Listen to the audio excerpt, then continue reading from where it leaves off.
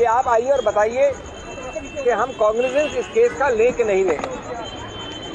ये पहली कक्षा का कानूनी विद्यार्थी जानता है कि कॉग्निजेंस यानी संज्ञान लेना एक प्राथमिक स्टेज होती है मजिस्ट्रेट द्वारा, और वो इसलिए ली जाती है कि मैं ये निर्णय करूं कि ये केस आगे चलना चाहिए कि नहीं। बिना कॉग्निजेंस के कोई भी क्रिमिनल केस जन्मता ही नहीं है, क्रिएट ही नहीं होता है। अब मजे की बात यह है कि जो इलेक्शन कानून है, जो चुनाव आयोग का कानून है, जिसमें ये खुलासा की उत्तरदायित्व है, उसमें लिखा है स्पष्ट कि आपको सिर्फ वो वाला खुलासा करना है जिसमें अपराध अगर प्रूव हो तो दंड 2 वर्ष से ज़्यादा हो और जिसमें चार्जेस फ्रेम हो चुके हों। ये कानून में लिखा है सेक्शन 33A में, जो हमको पढ़ने की आवश्यकता नहीं है। उसका उत्तरदायित्व, उसका कर्तव्य है आरओ को देखने की।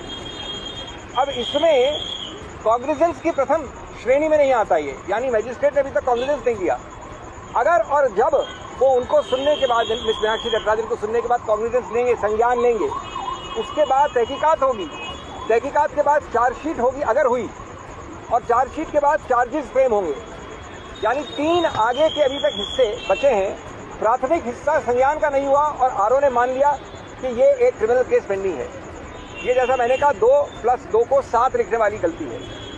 इसके अलावा हमने कई मुद्दे और रखे और कहा कि इस प्रकार की एक बेहूदी गलती के कारण कोई भी राज्यसभा का नामांकित व्यक्ति शुरुआत में ही निरस्त नहीं किया जा सकता।